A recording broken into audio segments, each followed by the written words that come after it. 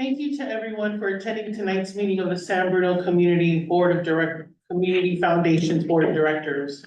We are in person at the San Bruno Senior Center and welcome members of the public who are attending via Zoom. We appreciate your patience if we have any technical hiccups.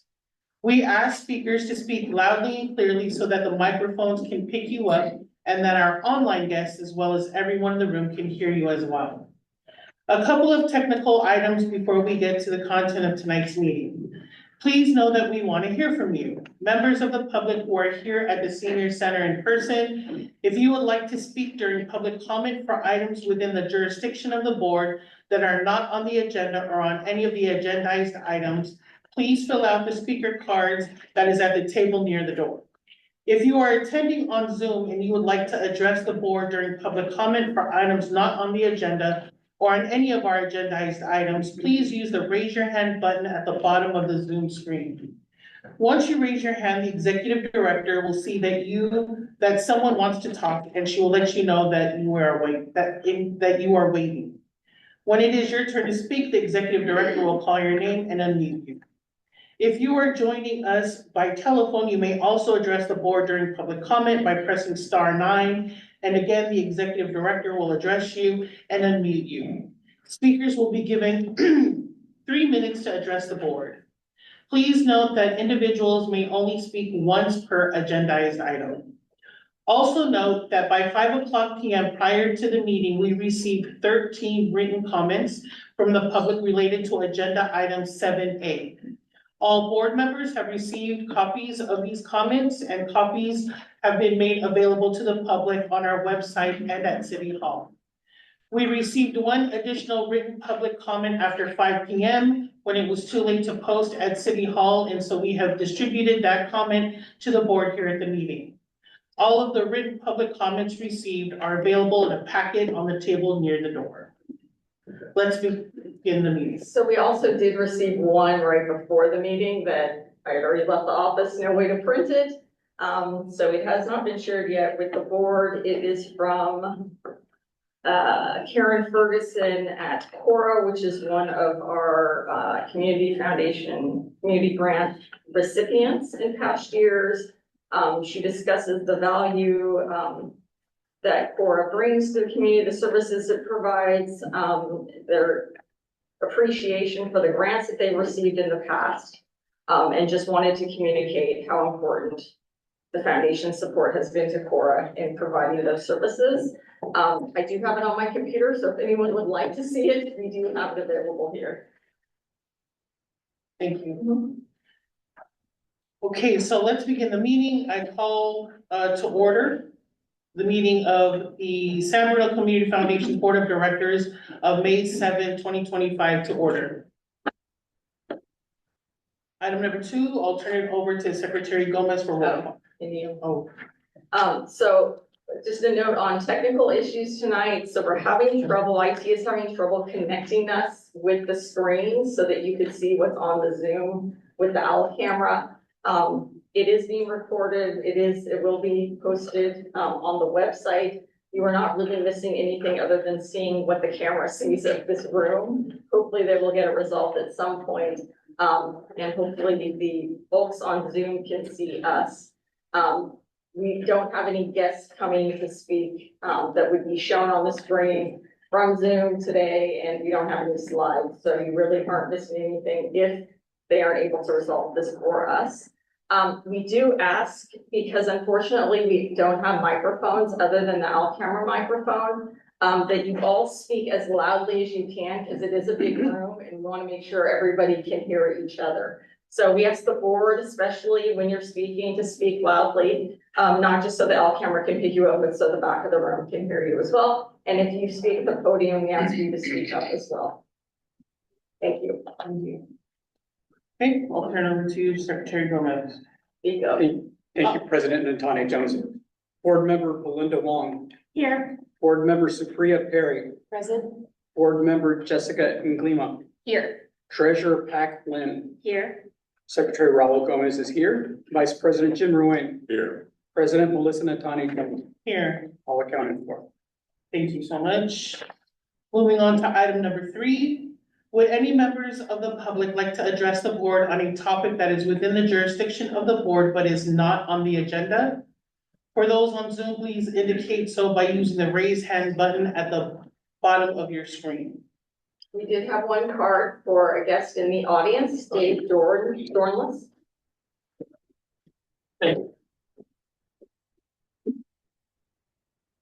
evening. My name is Dave Dornless. I'm the president of San Bruno Amateur Radio Club. I've come here tonight to say thank you. You were good enough in 2023 to give us a $9,500 grant, which we used to provide emergency radios in the city of San Bruno, particularly in our emergency operating center radio room. San Bruno, I've lived in San Bruno since 1977. I started working here in 1975. I've watched and I've observed how this city runs, and I'm a happy citizen to be here. But I know this city has always run on very, very thin margins. There's never been a budget that's had a lot of excess. And so when the club was able to identify some needs, we were happy to be able to identify them and ask you for a grant, and you were good enough to do that. With that, we have installed extra radios that we hope will never have to be used in an emergency. But if they do, there'll be an extra safety measure for this city. And on behalf of the San Bruno Amateur Radio Club, I want to say thank you very much once again for allowing us to do it. And I think that's enough for the moment. Great. So thank you. One note we did realize is that the timer we cannot share on the screen. So Heather's gonna help. You can see that she'll give you a 1 minute notice when you've got a minute to go. Are there any other comments online, Leslie? It looks like we've got a couple of hands raised online. I'm gonna bring Linda in. Hi, good evening. I just wanted to comment on the process for tonight. I just wanted to say for the record that identifying a new fire station at the cost of the remaining $20+ million of the Community Foundation is quite a material item to group in with another significant item, which is the winding down essentially of the board. And by grouping all of these together, you're cutting the public comment period in half and not really allowing each item to have their due course, their due opportunity to be heard. And I feel like it's just another way that the board is really constraining the public's opportunity to participate in this process. Thank you.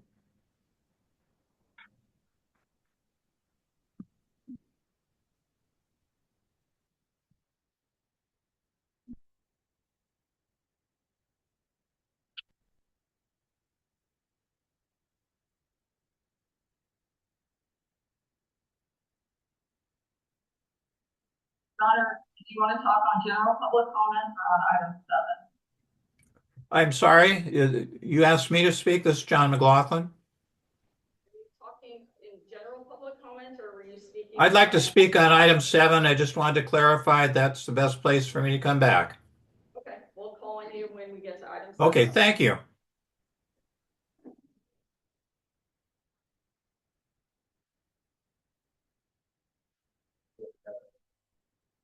I do not see any other hands raised online. Thank you so much. We will move on to item number 4, approval of minutes. I'll turn it over to Secretary Gomez. Thank you. In your meeting packet tonight are meeting minutes from our April 2nd, 2025 regular board meeting. Does the board have any questions? I'll turn it back over to you. Please make sure you speak up, board. Are there any more questions from the board regarding this item? No. Any questions or comments from the public regarding this item? Okay. None online? If there are no questions or comments, may I have a motion to approve the minutes? So moved. Second. And we'll move over to item number five, Roll call. excuse me, Roll call. roll call. Thank you, President Natanya Jones, Board Member Belinda Wong, Aye. Board Member Supriya Perry, Aye. Board Member Jessica Lima, Aye. Treasurer Pac Lynn, Aye. Secretary Raul Gomez is an aye, Vice President Jim Ruane, Aye. President Melissa Natanya Jones, Aye, all ayes. thank you. Now we'll move over to item number five, Executive Director's Report, and I'll turn it over to you, Leslie.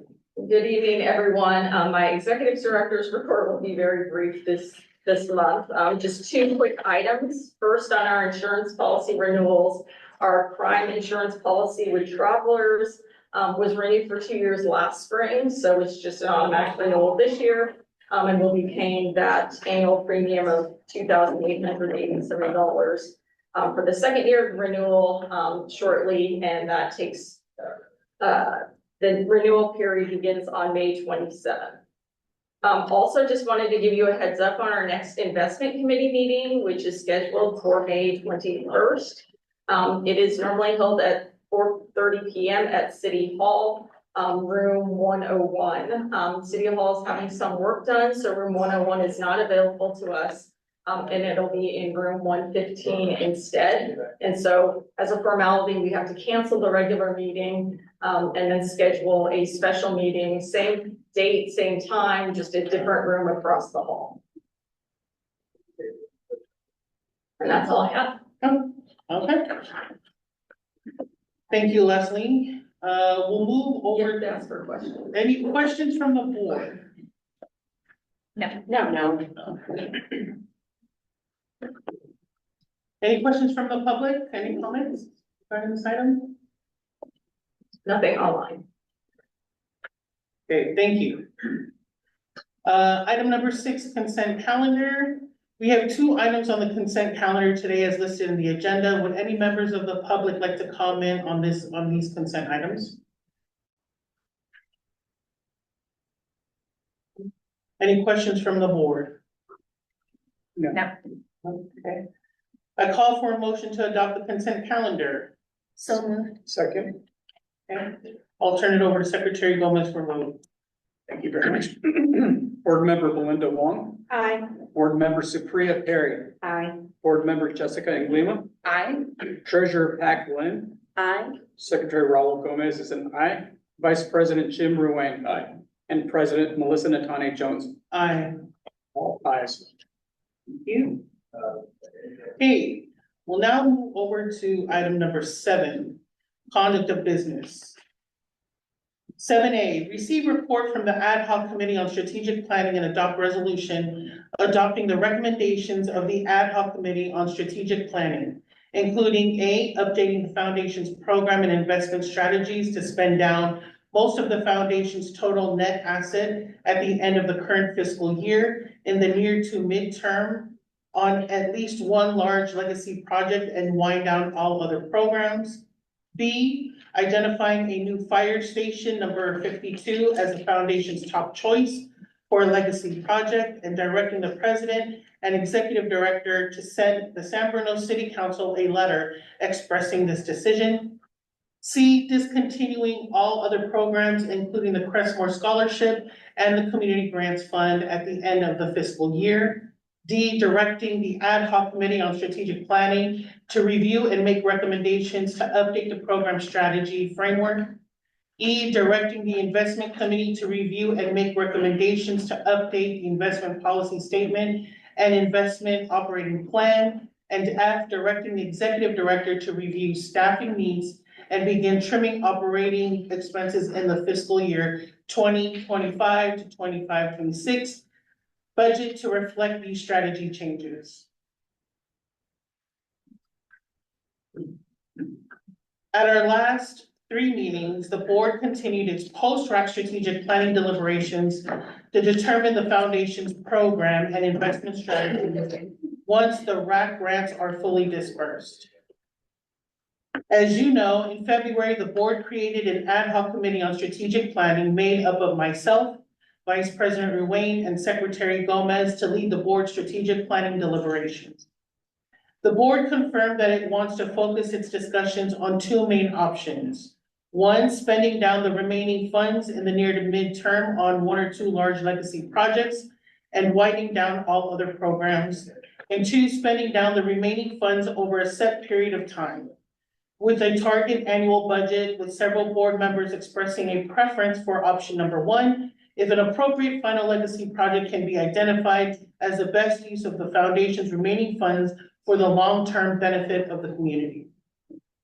In March, the board directed the president and executive director to send a letter to the city of San Bruno expressing the foundation's interest in exploring with the city potential options for a legacy project using the bulk of the foundation's remaining funds. The day after the meeting, the executive director emailed the letter to all 5 city council members and the city manager. In response, on March 25th, the city council created an ad hoc subcommittee to engage in discussions with the foundation about a legacy project. The council appointed Mayor Rico Medina and council member Michael Salazar to serve on the subcommittee. At our April board meeting, in preparation for the meeting with the council's ad hoc subcommittee, our ad hoc committee presented its current thinking that the foundation should pursue the legacy project option and wind down all other programs, and that a new fire station number 52 should be our top choice for a legacy project, and asked for feedback from the entire board. After receiving public comment from several members of the public, the board engaged in a lengthy discussion. With that feedback, our ad hoc committee met with the council's ad hoc subcommittee last month. A summary of what we discussed at that meeting is included in the staff report for this item. Based on our discussion with the city council's ad hoc subcommittee, our ad hoc committee on strategic planning now comes before the full board to seek its approval of 6 recommendations. Please bear with me as I go through each recommendation and our thinking behind them. 1, the first recommendation is to update the foundation's program and investment strategies to spend down the bulk of the foundation's remaining total net assets at the end of the current fiscal year in the near to midterm on at least one large legacy project and wind down other programs. This means that the board will be embracing one of the 3 scenarios we've considered for the foundation's post-RAC direction. Rather than following an endowment model where the foundation would live on in perpetuity, but with a very modest annual payout to fund programs and operations, an option that the board previously set aside, or following an alternative scenario to spend down the remaining assets over a 10 to 25-year period at a slightly higher but relatively modest annual payout.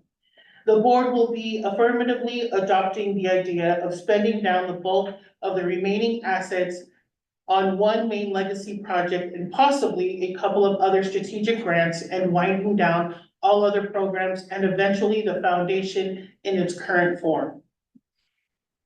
Behind this recommendation is the committee's belief that investing the bulk of the foundation's remaining net assets in 1 or 2 legacy projects will have more meaningful and lasting impact than making a much smaller annual community investment through Crestmore scholarships, community grants, and other more modest strategic grants over the next 15 to 20 years. Let's take a moment to consider the nearly $66 million in community investment that the foundation has made over the past decade. 102 Crestmore scholarships totaling $1.52 million. 221 community grants totaling $2.65 million. $51.5 million in the design and construction of the new San Bruno Recreation and Aquatic Center. And $10.14 million in other strategic grants, including COVID relief grants, the Crestmore Fields Project, Centennial Plaza, the Downtown Beautification Initiative, the First Responder Initiative, the Pedestrian Safety Initiative, the Tanforan Memorial, and the slew of grants supporting San Bruno's public schools. We are extremely proud that all of that we've accomplished with nearly the original $70 million in restitution funds with which we have been entrusted. We believe that the totality of all of these direct investments into the San Bruno community, plus at least one more major capital project, would leave a phenomenal legacy. Moreover, The foundation's careful stewardship of the funds with the assistance of Sand Hill Global Advisors has led to the ability to invest far more than the original $70 million in the San Bruno community, with total value added from our investment portfolio exceeding $21.6 million as of April 30th, 2025.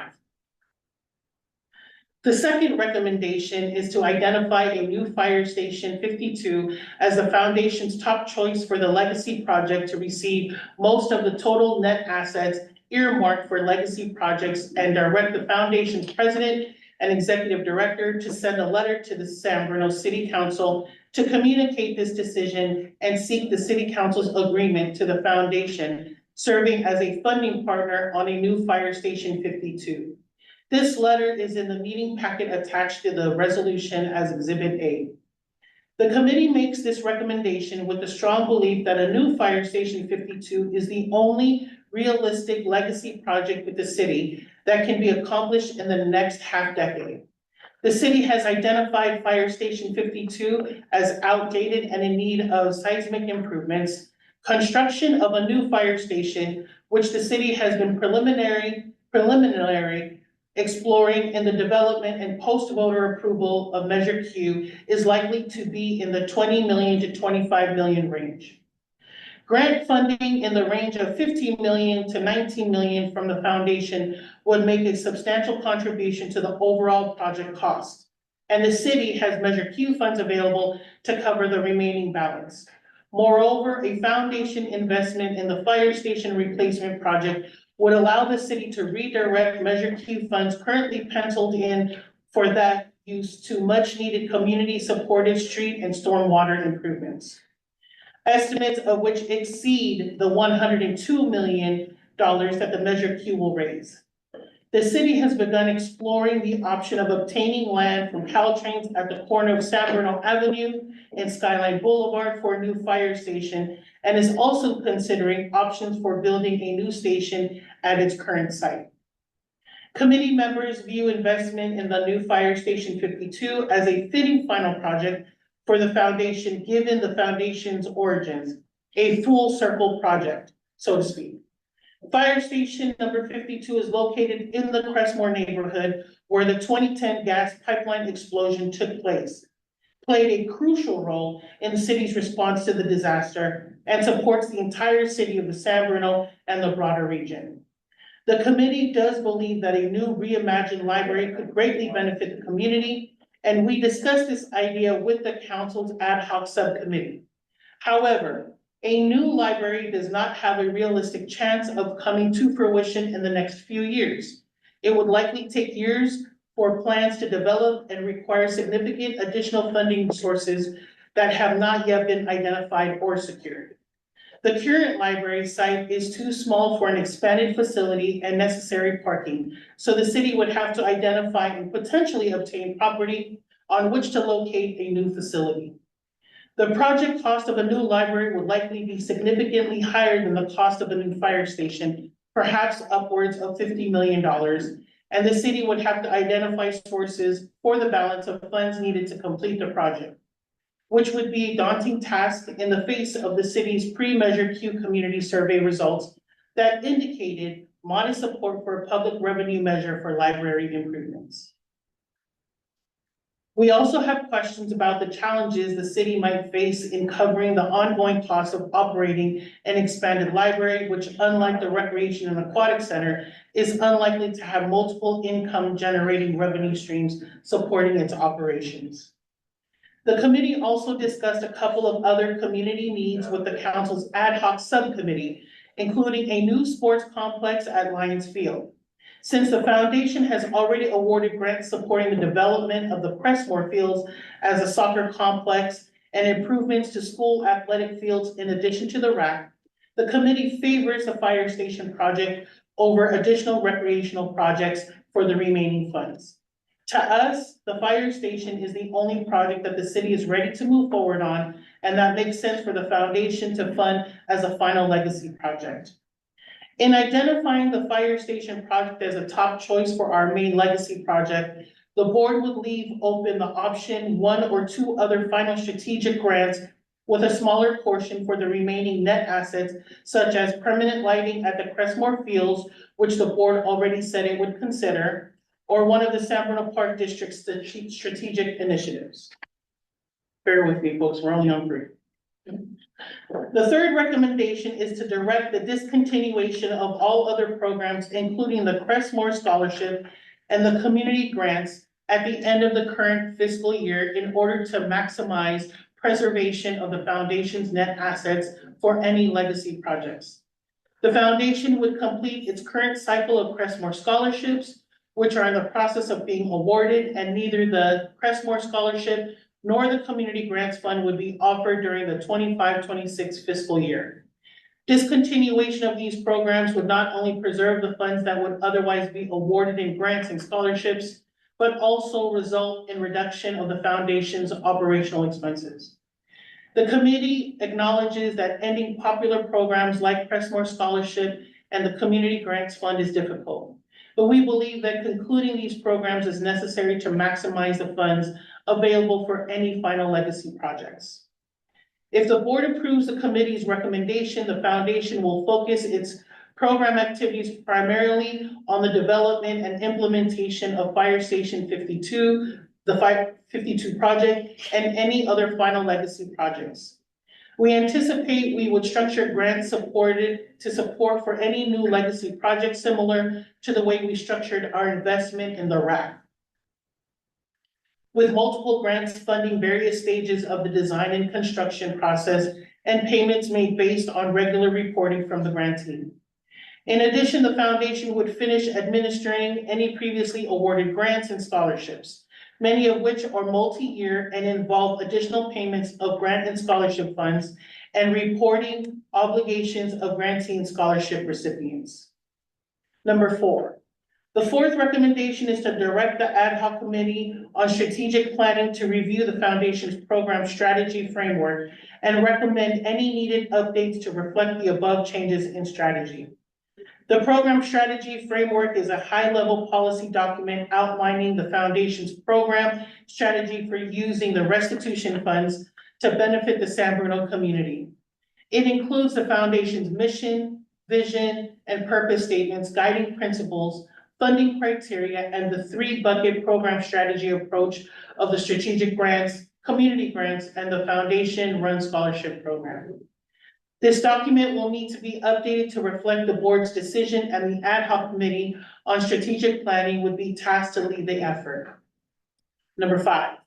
The fifth recommendation is to direct the investment committee to review the foundation's investment policy and its investment operating plan with Sandhill Global Advisors and recommend any needed updates to both documents to reflect the above changes in strategy. The investment policy statement, or IPS, serves as a high-level policy document governing the foundation's investment practices. The investment operating plan is the foundation's agreement with its investment advisor, Sandhill Global Advisors, with more specific direction for implementing the IPS to manage the foundation's asset. This recommendation is taking the investment committee with reviewing both documents and making recommendations for updates to reflect the board's change in strategy. As part of this review, the investment committee should provide the board with guidance on considering the request that several community members made last year for the foundation to adopt a socially responsible investment strategy. Given that the plan would be to spend down the remaining assets in the next half decade or so. The investment committee can begin to review when it meets later this month in order for the investment policy documents to be updated for the coming fiscal year. Number 6. The last recommendation is to direct the executive director to review staffing needs and begin trimming operating expenses as appropriate in the fiscal year 25-26 budget to reflect the above changes in strategy. The fiscal 25-26 budget will come before the board approval at our June meeting, and we want to begin the process of downsizing the foundation's operations this summer as part of our efforts to preserve the foundation's asset for the final legacy projects. Let me say a few words about how we will move forward on the financial end of the board if the board approves these recommendations. When we agreed to fund the RAC, we made a conceptual commitment of $50 million at the beginning of the project. Although we formally recorded the liability in our financial statements when the board approved, and we executed the grant agreements for each portion of the project. We need to determine the total amount we are able and willing to commit to any final legacy project. The executive director and the committee suggest that the total amount to be committed to the final legacy projects be determined based on the total net assets as of June 30th, 2025, which is the final date of the current fiscal year. As of April 30th, 2025, total net assets were about 23.8 million, down from the 24.5 million just 3 months earlier. The June 30th total net asset figure will depend on additional program and operating expenses incurred through the end of the fiscal year, as well as the performance of the foundation's investment portfolio. Changes in federal tariff and economic policies under the new administration have led to significant market volatility, particularly in the past month, making it difficult to predict what total net assets will likely be at the end of June.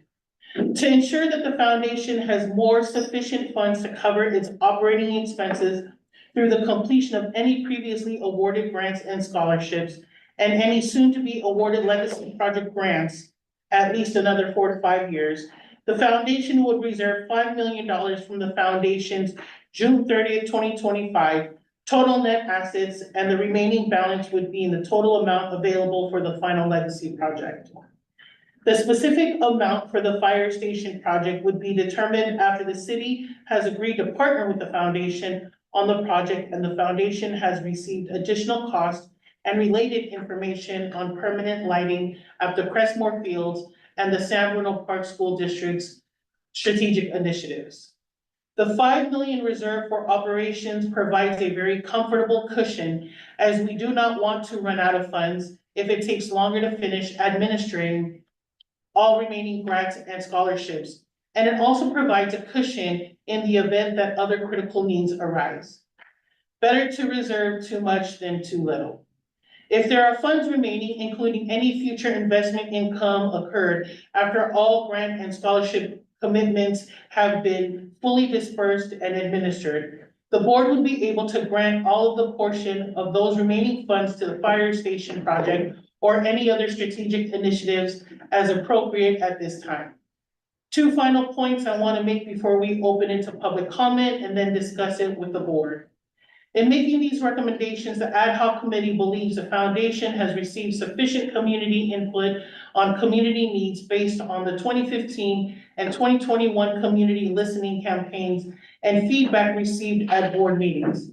The strategic decisions currently before the board require the weighing of various often competing considerations, including lasting community impact, trade-offs given limited resources, and the availability of viable projects that cannot easily be distilled to a survey or questionnaire about community needs. Finally, the committee anticipates that at the conclusion of administering all remaining grants and scholarships, including any legacy projects yet to be awarded, the current form of the foundation would close down. Between now and that time, the committee expects that operating expenses and staffing levels will be reduced. Although it strongly believes that paid staff has and will continue to play a critical role in managing the foundation's still substantial finance, administering all programs, and supporting the board's activities and the foundation's obligations under the Brown Act and Public Records Act, and other state and federal laws that apply to public entities. At the time the current version of the foundation closes down, if there is community interest in having a foundation serve San Bruno, the most effective option might be for a group of interested community members to establish a new 501c3, unaffiliated with the city, that could operate as a more traditional community foundation that is found in other municipalities and regions. Such as independent foundation might be able to operate more nimbly and have greater fundraising success than the current SBCF, which is viewed as an arm of the city and is considered a public agency for such purposes as the Brown Act and public disclosure laws. Before we open it up to the board discussion, we'd like to hear from the public and any questions and comments. We have a number of people who have filled out cards. Is there anybody else who wants to speak on this item that has not filled out a card? Just so I can have the full list.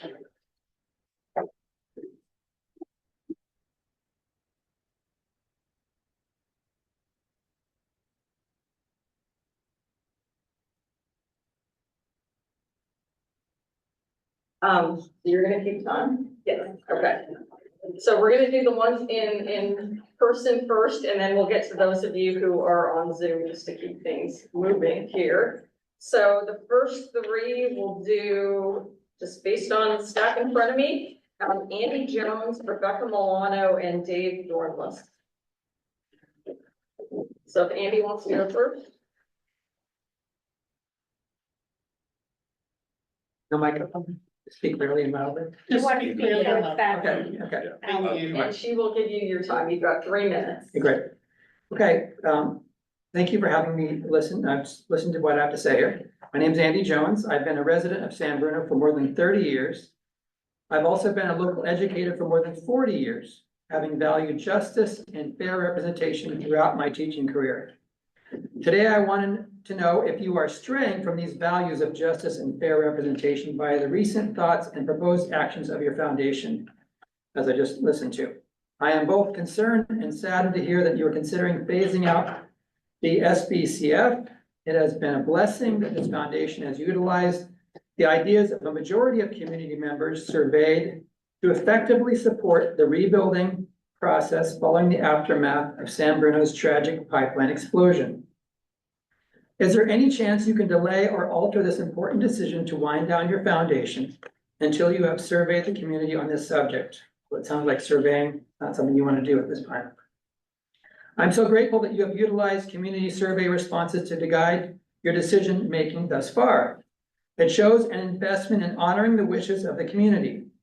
However, I do not understand why the foundation is currently considering using most of the remaining assets for the legacy funding of a new fire station, when less than 1% of the people surveyed consider this to be a needed use of the funds in the surveys that I read. So many people and groups in San Bruno are counting on you to continue funding projects which were chosen because they do meet the criteria for being high priority based upon survey results. And in light of so many federal funds being suddenly taken away, your foundation is even more needed to fund groups that are on shaky financial ground. So why are you switching your decision-making criteria now? Please stay the course by utilizing survey results for future decisions. And if you are unsure, get more feedback from our community before you make rash decisions like supporting a fire station rebuild or thinking that spending the remaining money soon is better than supporting ongoing needs for many years to come. Our community needs your foundation to stay together and make decisions based upon a majority opinion of all San Bruno residents, not a select few who think they know what is best for everyone. Please do the right thing. Earn the respect of your constituents by making sure that your decisions truly reflect the will of the people. San Bruno deserves fair and representation and justice for all. Thank you. Thank you. Thank you. Rebecca?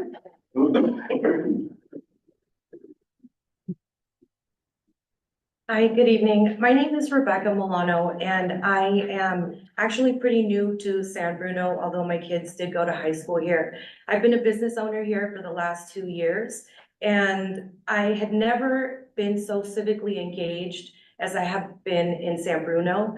And as I sit in the audience at these meetings and at council meetings, I get anxiety just listening to how these meetings are conducted without regard to the community. And so I'm here representing my customers and the Merchants Association that I founded because there is no representation for the people of San Bruno. There's no Chamber of Commerce here. So as I intended to start a group of merchants, what I realized is that to be a successful business owner, I need to be engaged with the community and the surrounding neighbors of the district that I'm in. And so I invited the residents of the neighborhood that my business is in to start joining us. So now the San Bruno Merchants Association consists of over 50 members, of half about half of them are business owners and the other half are residents that care about San Bruno and that want to be heard and that haven't had a forum to feel comfortable to come and speak to you.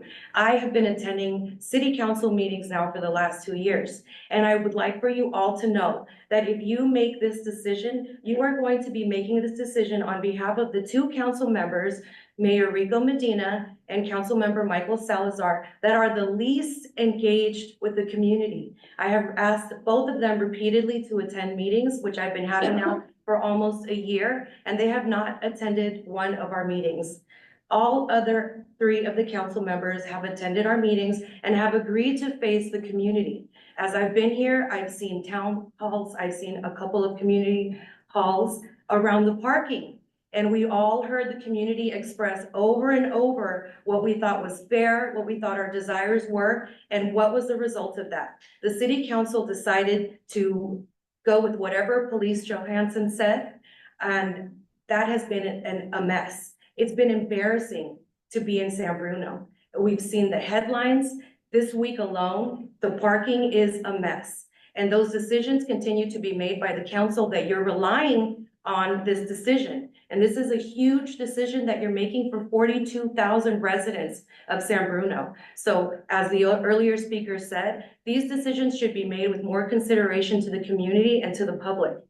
I overall agree with everything that Andy said, but my message here is that as somebody that sees 100 people a day on a Saturday and sits and talks with the community and gets to know the residents and the people and the moms and the dads that live here, I hear what's important to them. And the number one thing is not a fire station in Crestmore. There's a lot of other needs in San Bruno that need to be addressed. So I hope that you take the time and not rush into this very big decision and make the decision to engage the community again. We just came out of a pandemic. Thank you. Dave?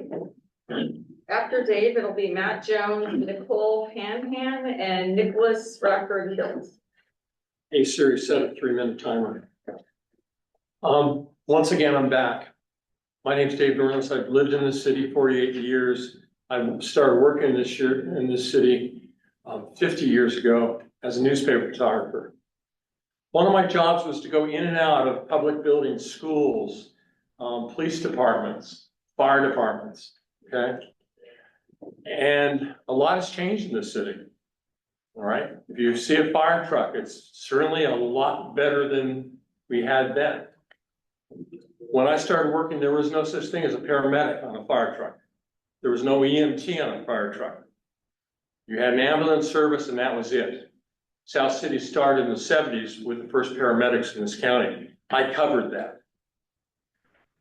I used to go visit Harper Peterson, who's approaching 100 years of age, in Station 51, which is on El Camino. That station and 52, which is the one on Sneath and Skyline, were both built in the 50s. I'll tell you one big difference. We now have women who are in the fire department out there saving us and protecting us. That fire station 52 was never built with the idea of having women in that building. That building is outdated. It's on a seismic, it's called the San Andreas Fault. We all know that. I have seen almost every fire station in this city. I grew up in San Mateo, born in Mills Hospital. Every single fire station in that city has been replaced. Station 61 in South San Francisco is a beautiful fire station. It's been replaced. There are new fire stations, and we still have 52, which was built for a different time. It's not the time we're in now. The explosion that caused a fire that killed 8 folks in this city and did a lot of damage. It's only fitting that we do something to make sure that if that ever happens again, we have the assets and the resources to take care of that. In my opinion, I think that's up to you to make it a legacy project to kind of close your foundation on. Yes, I have gotten a grant from you. Yes, I would love to fill out the paperwork once more and send it off to these nice folks. But I truly believe that Station 52 needs to be replaced. It may not be fun because hopefully none of us have a fire at our home or a medical emergency. So anyway, thank you very much.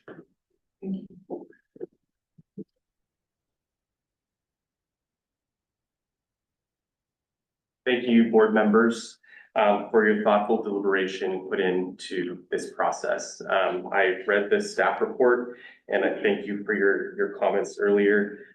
The foundation has done an incredible job funding the community in areas where we really have needed it over this past decade. There's this question today, I feel like, of legacy. What is going to be the legacy for this board, for this foundation? And I believe that we already have it, which is we have this beautiful rack. And we have wonderful programs that the foundation is funding that are really helping the community at an important time. So I think my question to you all is, do we need to have this second legacy project? And I know that there's some financial decisions to be made there, but I really think that the foundation could consider a model where we fundraised and asked community members like myself and others who really believe in what we've created here to continue to fund this and keep this going. The Education Foundation has, their annual gala that I've gotten a chance to attend this past year for the first time, and I'm a big supporter of what they're doing. But I believe that there's other needs that could be met by the continuation of this community foundation.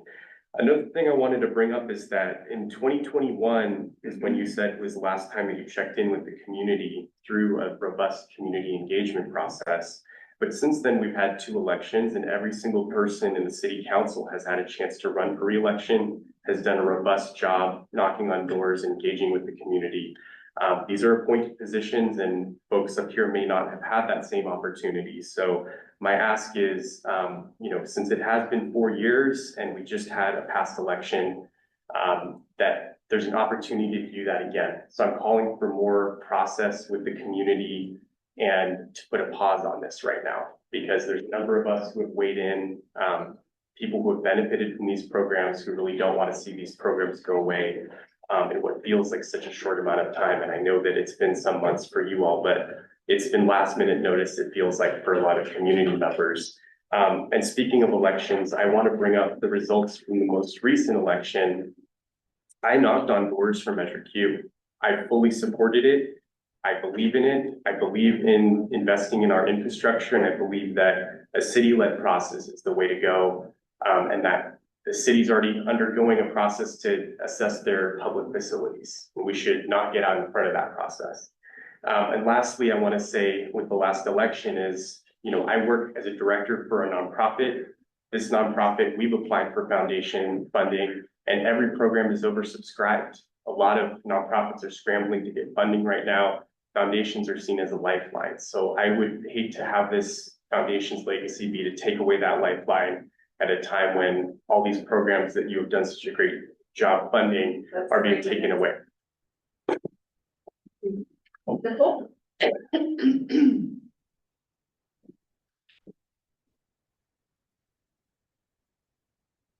evening, board members. My name is Nicole. I'm a lifelong District 2 resident. I'm a therapist serving our beautiful city. I'm also a volunteer and chair of San Bruno's Culture and Arts Commission. I'm here tonight because I care deeply about protecting the well-being of our city.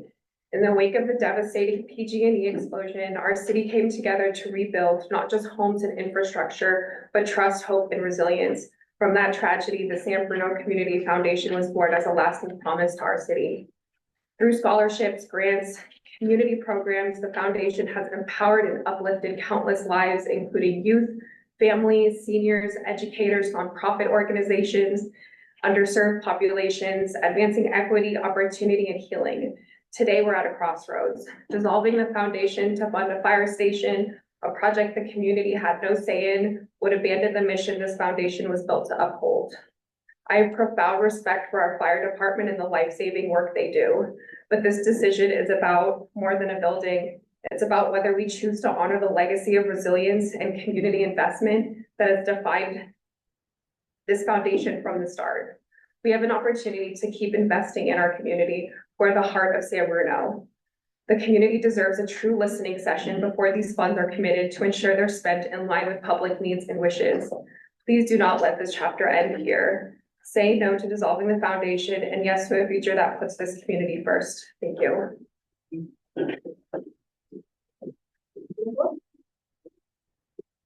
After Nicholas, it'll be Kate Jensen, Violet Sana, and Nancy Cross.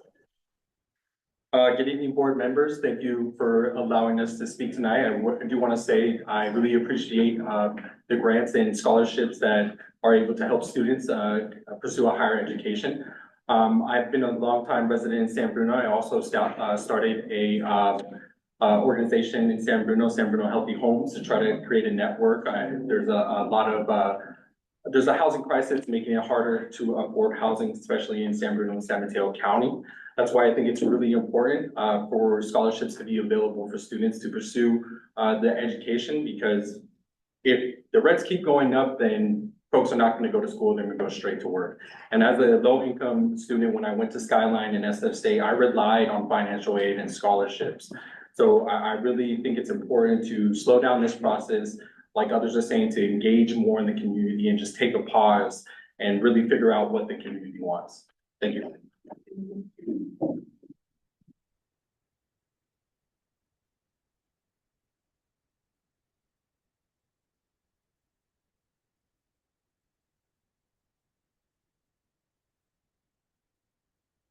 Hi, my name is Kate. I am a program manager with the organization Climate Resilient Communities. I've worked in this community for the last 2 years. It's been the privilege of my work to work in this community. I'm here to urge you to consider delaying the decision to wind down your foundation today. I am no stranger to the uncertainty that the federal funding cuts have made to this community, as well as my own community and my organization.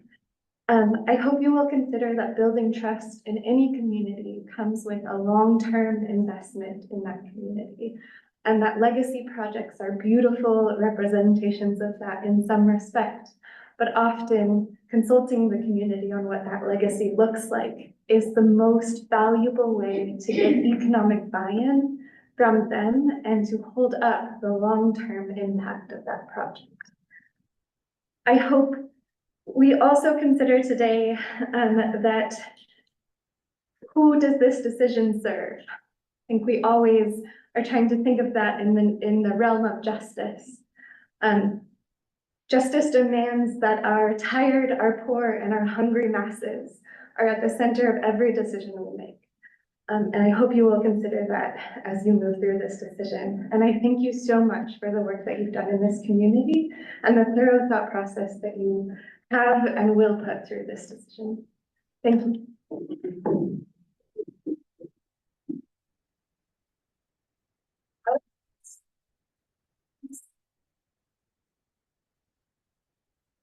Good evening. Thank you for the opportunity to be here and also to speak on this agenda item. My name is Violet Sana, and I'm the Executive Director of a nonprofit called Climate Resilient Communities. And we are here because we serve the underserved neighborhoods of San Bruno. So we are on the ground talking to community leaders, understanding the needs. I'm here also just to say that I am sad to hear that the decision that you are trying to make to sunset this amazing foundation. I've looked at all the impact reports. What you have stated, what the work that you are doing for the community is tremendous. And it is sad to hear and also to know that there are these new strategies so that you can leave with a legacy for the community. I understand the fire station is very important project. But, you know, when you think about this kind of big projects and infrastructure, the city should take the lead on this, not, not putting the burden on funding that could go to community priorities and community needs. I was very impressed, like, one of our community member here saying that the fund they got from you got them emergency radios. I'm gonna put on my hat as a climate change person who's doing a lot of work here to try to plan and respond to climate change.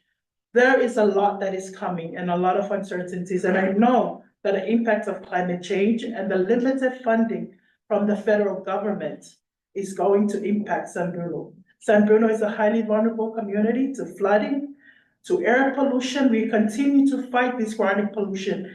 And where would the community and the families that don't have resources go to? I've heard it's all from the foundation and the legacy that you have built over the years. So I'm here to say, continue to invest in the future. We just heard a gentleman say you invested in him and he's here to build programs for the community. So I don't see taking away that scholarship program is less important than the fire station. I think a lot of your efforts that you have implemented and you have given funds to support, I think those are all continue to be equally important. So I ask you, do not leave the community. I hope you will consider sunsetting. I hope you will consider to keep community grants, because organizations like nonprofits, you are our lifeline. The president has taken away all the hope, and community foundations are the only space that we could ask for support. Thank you very much.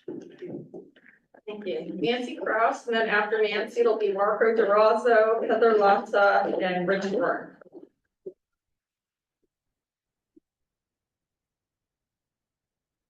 Good evening, I'm Nancy Kraus. The foundation has existed for 12 years.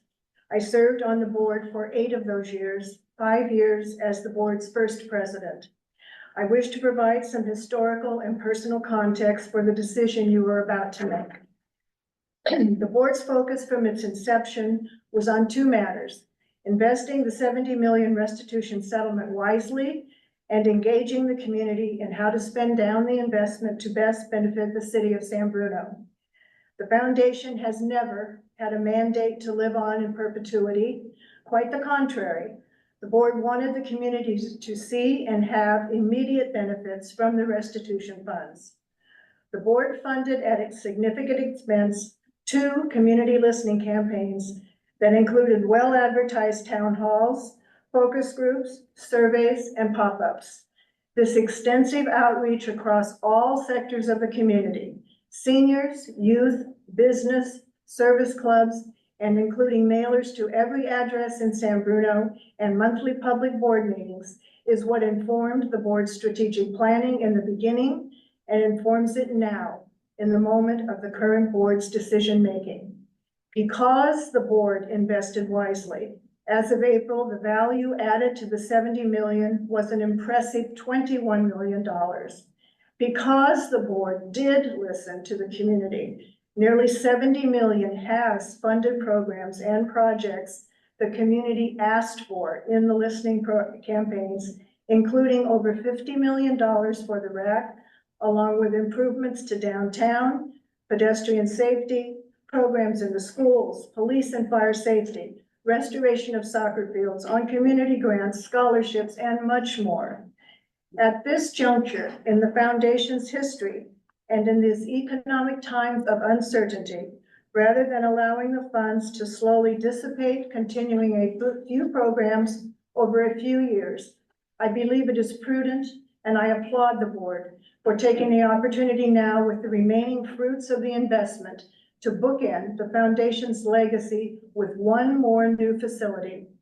The history of San Bruno Community Foundation began with a tragic explosion fire in the Crestmore neighborhood. What could be more fitting than to honor not only those residents, but also the bravery, skill, and dedication of San Bruno firefighters by building, in that footprint of devastation, a new station to serve as a testament and tribute, not only to their heroics, but also to the value the community places on keeping its residents safe. I encourage the board to use the remaining foundation funds in partnership with the city to build a new Fire Station 52 in the Crestmore neighborhood, bringing us full circle to a positive conclusion about where this sad story began, and also to fund installation of night lighting at the Crestmore Fields, and to act on these decisions quickly to ensure funding capability is at a maximum. And I thank you for all the time you have invested in this decision-making process. Thank you. I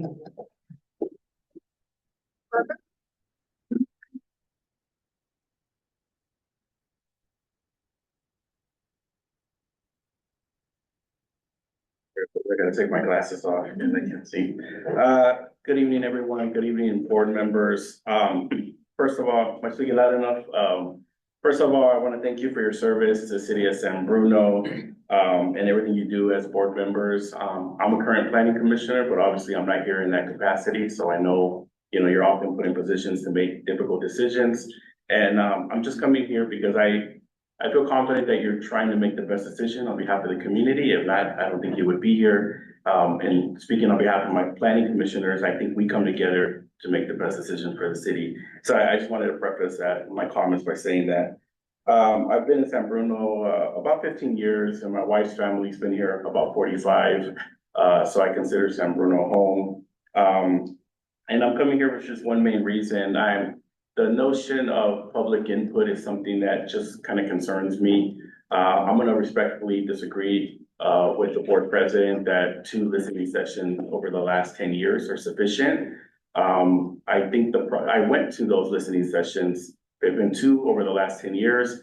I don't think that is sufficient. I love the way Nancy Krause articulated the impact and the outreach, but those are also dated. And what essentially I think I'm asking for, a lot of people in the community are asking for, let's do it again. If you want this legacy project, let's be thorough, let's include everybody. Let's make sure that we've been overly transparent and overly communicating with the community. I've spent a year reading scholarships. My wife is a current reader of scholarships, although I don't know if that's supposed to be public or not. I was gonna bring my kids out today, but it's difficult for us to get to these meetings. It's difficult for the community to come to these meetings. So I think a transparent process is something that the community really is owed. I think it would be beneficial to have that conversation as you spend down these remaining funds. Also, I think that, there's been a lot of talk about legacy projects. The scholarships are legacy projects. The 1 year that I had the privilege to read those scholarships, we're changing lives with that money. We're giving people an opportunity to get an education with that money. So I would step back from saying, we have a legacy project. I think the scholarships are legacy projects. And I'm sad that there's a potential that they're gonna go away. The notion with the fire station, I hear the arguments pro and con, and I think they may be needed. But simply, if we get a listening session and we can be overly communicative and overly transparent, and that's what the community decides, I'll be the first one to come here and say, let's do it. I just don't think that process has happened. And again, I think doing that twice over the last 10 years is insufficient. So I have 18 seconds to go. I want to thank you for your time. I have the utmost respect for the work you do. Thank you for listening to me, and I appreciate all of you. Thank you.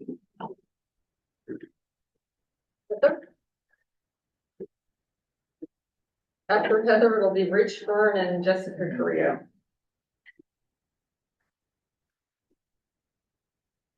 Good evening, board.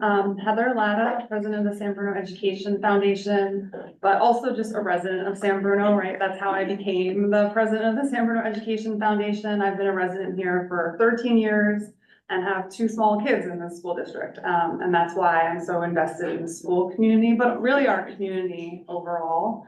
And I know I spoke a couple months ago at the board meeting, urging you, as some other people are tonight, to get more community input for this decision. It seems like you're not going in that direction. I'm really looking forward to hearing your discussion as well about that tonight and all of the public input you're getting. But if you are not going to go that direction, it seems to me that it would be beneficial for you to follow the input you've already received from 2021, which was the number 1 and 2 things were to give money to downtown beautification, which is a constant concern of San Bruno. And I know you have done some of that for sure with Centennial Plaza, which is excellent, but more could be done with that funding and also leave a real legacy. And then number 2 was the schools. which I know as a recipient of San Bruno Education Foundation, we have received some funding. But over the whole course of the Community Foundation, we've received for the schools about $1 million, parsed out over many years for different things, mostly for music. But I mean, there's more for sure that we could do. The schools have so many needs. I'm really happy to hear from the staff report tonight that you're considering some additional funding for the schools and some sort of strategic grant. But I think the idea of so much of the remaining funding going to the fire station when we already gave Measure Q funding as taxpayers towards that, it seems like that's not as much of a need. And from the community standpoint, we feel, I think, and I've heard from others that we've already paid toward that. And so why is this funding that could be used for so many other purposes going to be going for that as well? Is a question that I hope you'll also discuss tonight so we can at least understand that better ourselves. But I really do, as other speakers have said, really appreciate all of you and your thoughtfulness over time about all the funding decisions you make. And I expect you'll do the same tonight. Thank you very much. Thank you.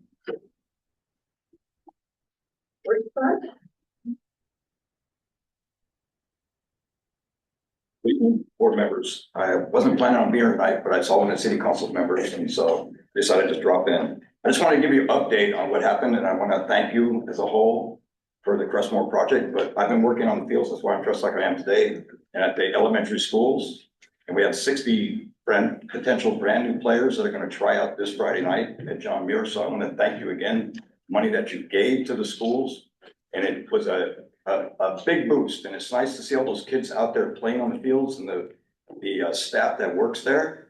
You know, I can't thank you enough, because when you guys made that decision, you gave the money to the schools, and that's part of the legacy, because our schools, like the people just said, they need your money. They need the money, right? So, and I'm hearing a lot of what's going on there, but it's just, if you just go out there, you get a chance to just go out there, you can see all these screaming kids, and they're up there, and I hear them up there, and I see all the kids up there, and I go to one little kid, I go, man, you kids are loud. But they're having a lot of fun. I just wanted to share that with you, and hopefully it'll take some pictures and send that to you. I want to thank you for what you're doing for the community, for Crestmore project, and looks like they're underway and eventually going to get there, possible lighting. But hearing all these people tonight, and I went to all those meetings then when we were deciding what we're going to do about the library, the rack, or whatever we're going to do, and I went to all those, and it was great, but it was predetermined destiny, because they kind of steered us what they wanted to go here. So I think you should consider what these people are saying. It's a small sample size. And I've lived in the community for 38 years, and maybe, yes, it would be great, and that'd be the latest project. What more could you ask more than a fire station? Because it started with a fire, and we wouldn't have that money because of the fire. It was a big tragedy. So maybe rather than make a decision tonight, you listen to the community members that you hear. They didn't have me come here to say this tonight, but I think you should actually do what that last man just said.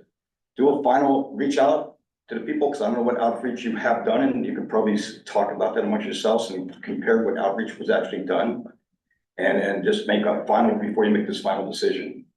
And it's great that you're going to community, still, from what I can hear, you're still going to help the community, have some scholarships, and continue that part of the legacy, and maybe go back to the city and say, we're going to give you some money, but I think this, as a city as a whole, you better find the rest of the way to get the rest of the money.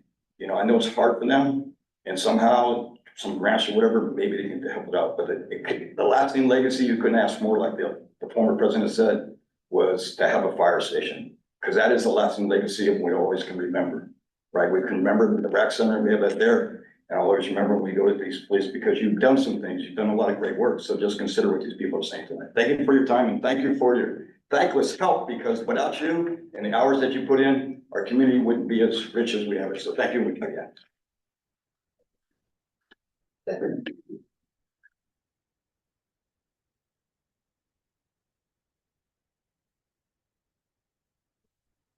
Okay, I felt compelled to come and speak again. Can you speak up a little bit? Yes, I felt compelled that I needed to speak again tonight. I'm speaking as a community member.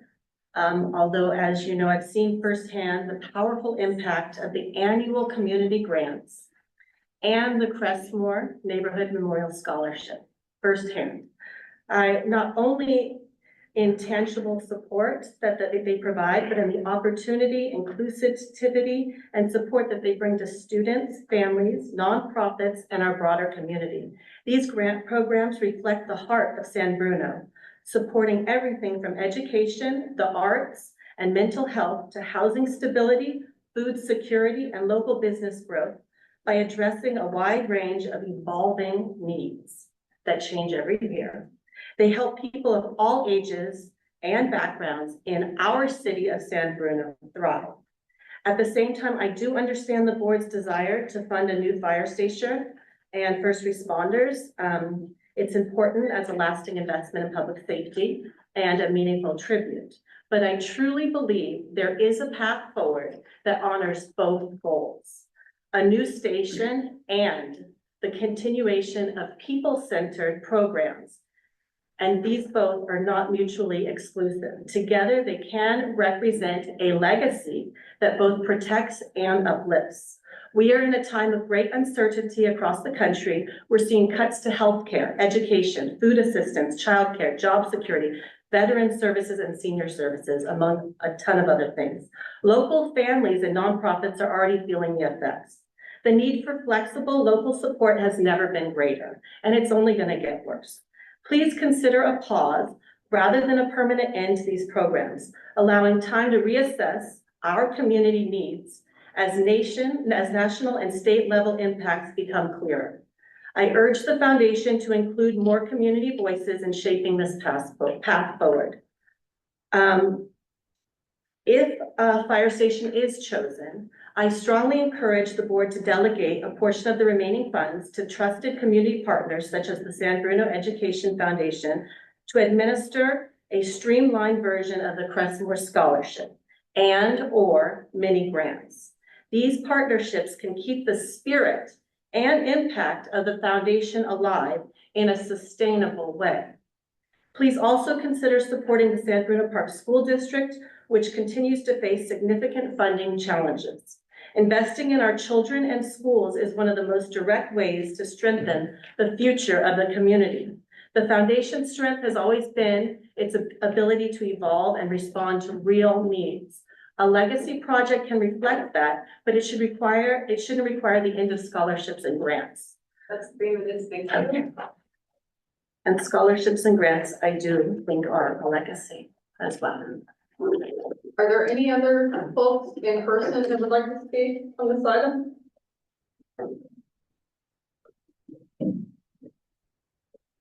So we're going to move on to folks on Zoom who are going to speak. I'm going to just go one by one. I can share my screen with them. Okay, great. So we'll be able to do that. Great. So I will be sharing the screen. I'm just going to go raise your hand and I'll allow individuals to talk. We'll start with Eden and then Selena, just because you're at the top of my list. So Eden, I'm allowing you to come in and let me get the timer going here. Hello? Hello, can you hear me? Hello? Wait, hello? Can you hear me? Can they hear me? Um, yeah, they could hear me. Okay. Hi, everyone. My name is Eden, and I'm a past recipient of the San Bruno Community Foundation Scholarship, and I support keeping the foundation going. I wanted to share how much this foundation has meant to me and so many others. Even before I applied, I saw older students and mentors who I looked up to receiving scholarships from the San Bruno Community Foundation, where people were doing great work in the community and people I wanted to be like. And seeing them recognized by the foundation motivated me to step up and give back and eventually apply myself. When I received the scholarship from the foundation, it wasn't just financial help. It felt like being welcomed into a legacy of service and leadership in San Bruno. It gave me confidence and a sense of belonging. This foundation has history. It connects generations of students who care deeply about the city. and ending it would mean cutting off that chain of inspiration and support. I hope the board sees how vital this foundation still is and chooses to keep it going. Thank you. Yeah.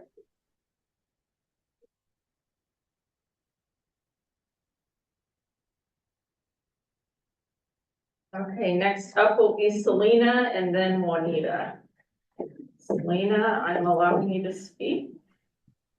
Okay, hello. Um, can you hear me? Okay, so hello, I'm Selena. I'm also a proud Prosper Neighborhood Memorial Scholarship alongside Eden. I want to echo everything he has said. And like him, I'm a junior transfer at UC Berkeley from Skyline College. The Prosper Scholarship to me is extremely valuable, and it has made higher education possible. It allows me to represent San Bruno wherever I go, whether it is at Berkeley or in Sacramento, where I'll be working this summer, or in DC, where I have previously worked before. I carry the spirit of this scholarship with me and the pride that I come from San Bruno with me through this scholarship, where I went to community college, where I represent the community that has invested so much in me and the place that I also call home. I urge everyone to understand how important it is to continue the Crestmore Scholarship. It is more critical now than ever for the scholarship to continue supporting students with immense potential, great interest and skills in academics and leadership, and the passion for higher education, but not necessarily the funds and the means to go to school. Education is power, and for many of us Crestmore scholars, it would not be possible to go to higher education without this scholarship. And for those of us whose tuition are covered by financial aid, the Crestmore Scholarship is important, and it allows us to support ourselves, look after our health, have food on the table every day, and be able to go home to our families when we need to. It allows us to focus on our studies and excel in academics without worrying about having to work outside of that. Discontinuing this Crestmore Scholarship is a disservice to all San Bruno students who work extraordinarily hard to pursue higher education. There are federal attacks on our education, on our financial aid, on our academic freedom, on our institutions, on our scholarships, and on our immigrant and international students. We need to continue the scholarship to show San Bruno youth that we will continue to show up for them and support them amidst the attacks on their education. Thank you for all the work that you do, and I hope that you truly consider continuing this scholarship. Thank you. We'll go Juanita Hernandez and then Linda Mason. Juanita, I am allowing you to talk.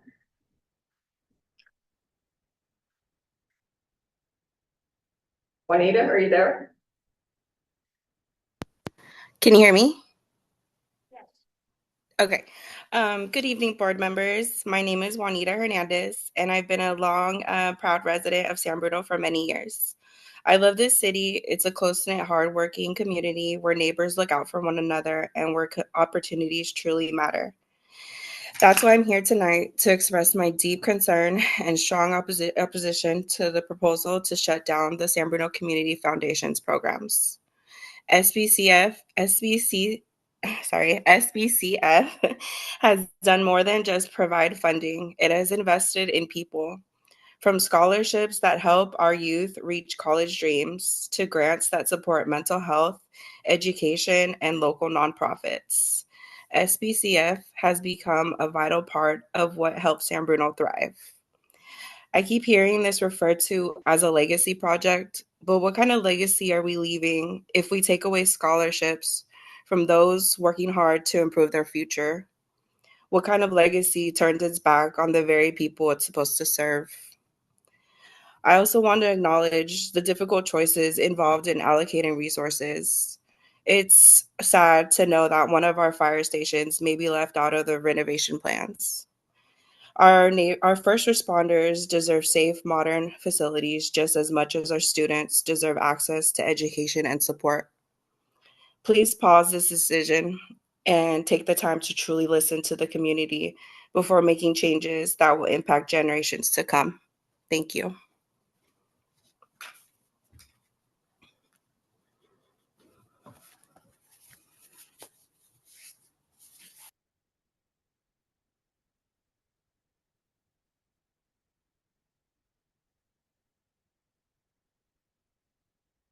Linda, I'm giving you permission to talk.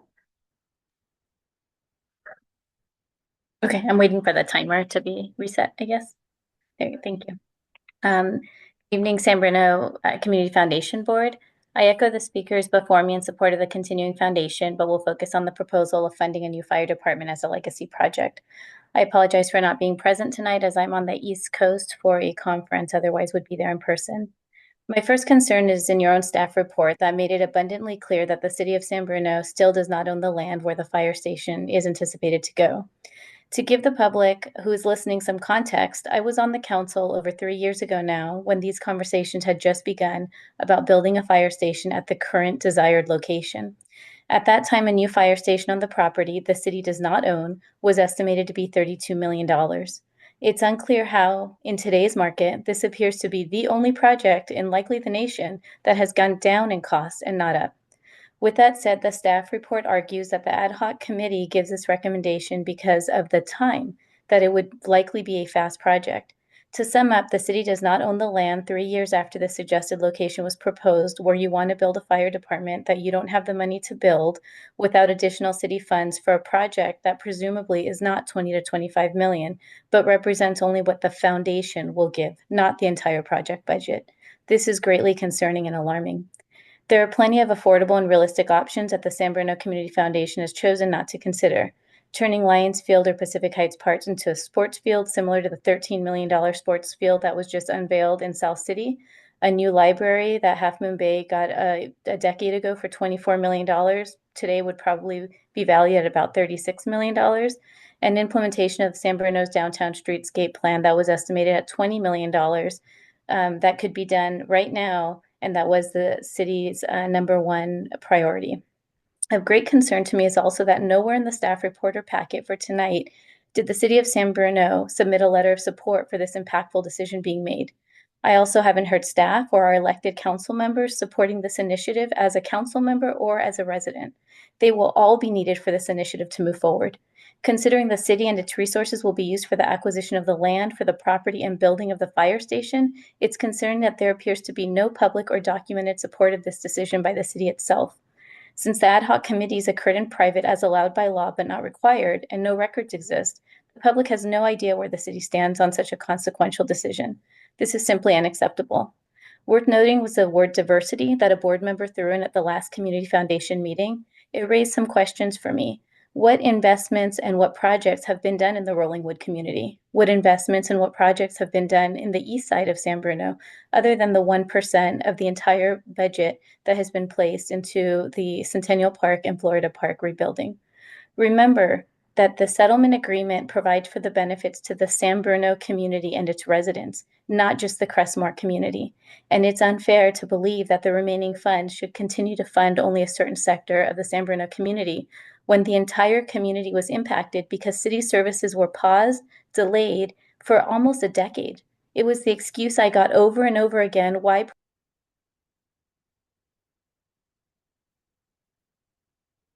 That is John McLaughlin.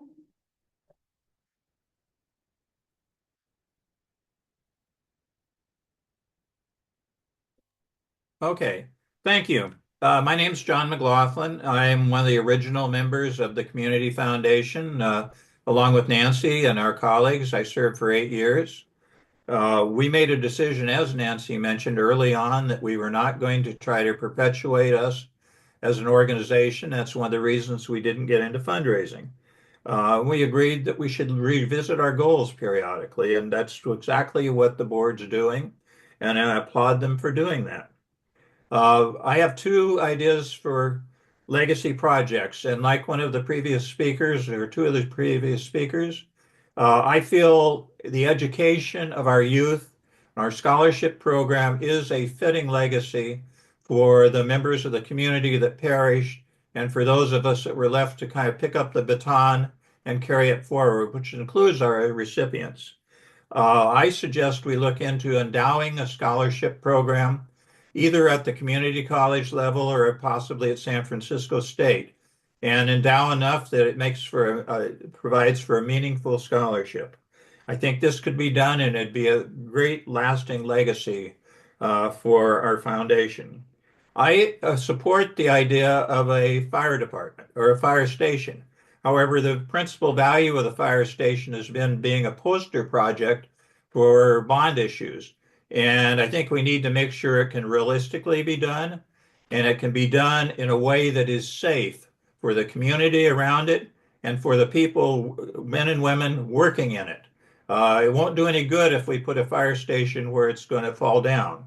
That happened in San Francisco in 1906, and we don't want to replicate their problem.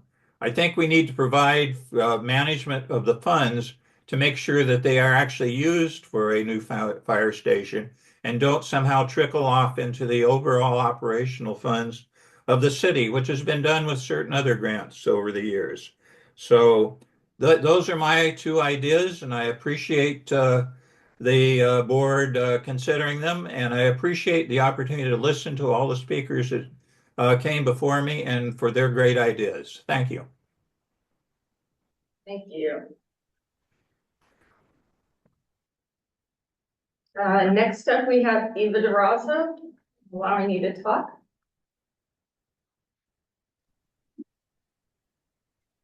Hello, dear Chair and Board. My name is Eva DeRosa, and I'm a San Bruno resident and have for the last 4 years volunteered to read for the SBC Crestmore scholarships.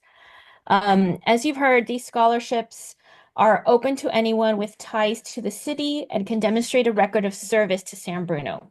I've read several stories of high schools and community college students working to improve their communities, to help others, help their families, all while working to achieve their dreams. One of the key considerations for the students to be awarded a scholarship is their level of involvement with the San Bruno community. These scholarships support our youth and plant the seeds for the future. These scholarships are part of the legacy of San Bruno. I'm really sad to hear that these scholarships may be a thing of the past. These scholarships make higher education possible for many, and to have them taken away would be unfortunate. I'm asking the board to consider the legacy of these scholarships, the legacy that they build, and the impact of removing them would have on the community. Secondly, I'm also concerned with the process of choosing this next phase of projects and the lack of inclusion.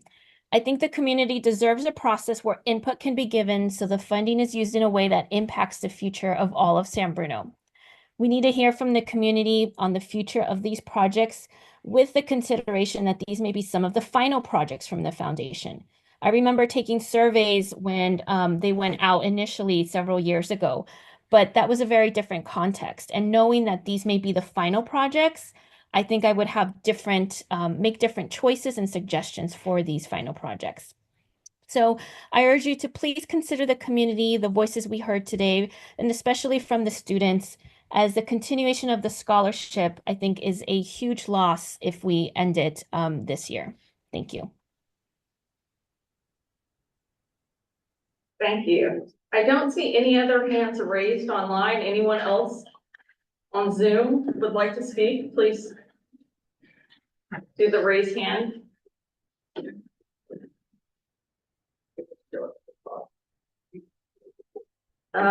have one more. Trisha Gomez. Hold on just a moment. Trisha.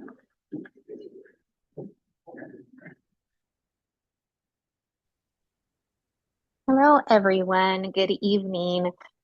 First and foremost, I just want to thank everybody on this board and everyone who made it there, in person for your time. I think this foundation, I know this foundation has been extremely valuable, and I have a lot of respect for a couple people I know that works for the foundation.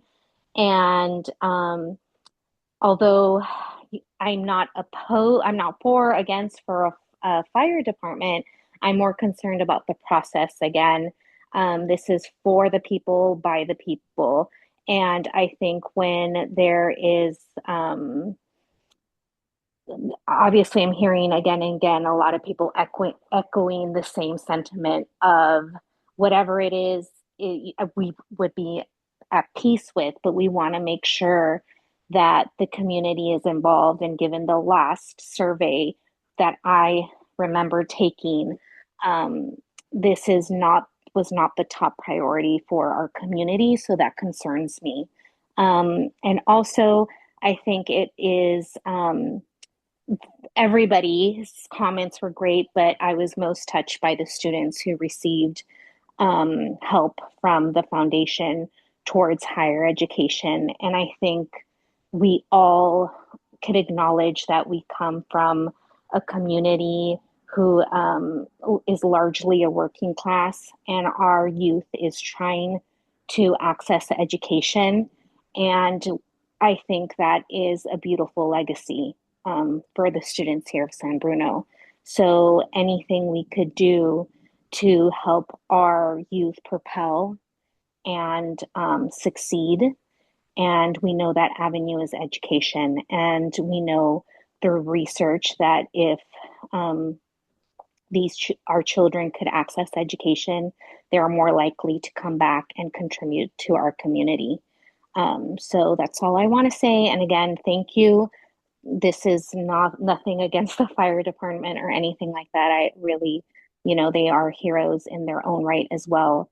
And in a perfect world, we could have it all. But again, it's more about the process and just the empowerment that youth have gotten, and I hope they could continue to get through an endowment or a piece of this. So thank you very much. Have a good night.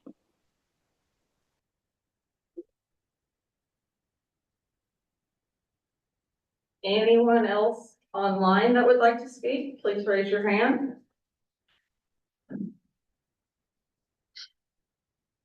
I don't see any other hands raised. Anyone else in person?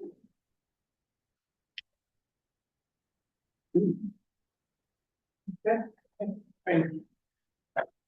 Before I open it up for discussion with the board, I just really want to thank all of the people who have come this evening and on Zoom to participate in public comment and in this particular item.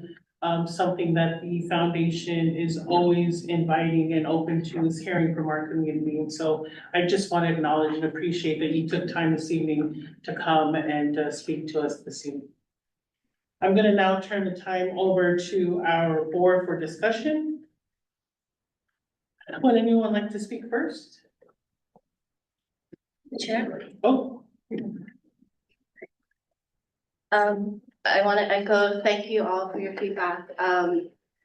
It shows just how much the community really care about each other. And to be honest, it makes me really proud to be part of this board and to see the impact that this board, really a lot of it before even I came on board, that what you have brought in and the foundation you have made. I am going to speak for the unsung hero tonight. I have worked for San Bruno back in 2008 as an employee, and I have seen from the financial side how little improvements that we have made to a really dilapidated fire station 52. And as the gentleman had mentioned, it was built not to without consideration of who the future staff members would be. And so for me, I know the firefighters love this community and will not complain. They will not say how hard it is for them to be living in those situations. They wouldn't talk about I remember when 1 year, because this is the thing, when I was working there, every year there's a small improvement. And then I start wondering why. Why are we giving these small improvements? What's going on? And they said, because we didn't have funds. What they needed was a new station that is up to code, that will meet the need of that area, up in the mountain, in the Rollingwood side, in the Crestmore neighborhood, all of that. I love kids. I've always loved kids. I always vouch for kids. I have kids myself. And I'm even at this point volunteering a lot of my hours for my kids. And if opportunity comes again with the school in the area. But I do want to advocate for those that are not here today who wouldn't be part of the listening campaign, the firefighters that serve us, who would be running into the fire on our behalf and while allowing us to flee the scene. With that said, I will, we can discuss more, but I just wanted to put it out there that I am for a new fire station 52 specifically because I knew how dilapidated the station was when I was working back in 2008. And I know nothing major had ever improved in that area to really address some of those safety issues, just basic safeties that we expect of our own company. That's to me is why I would vote for supporting the fire station.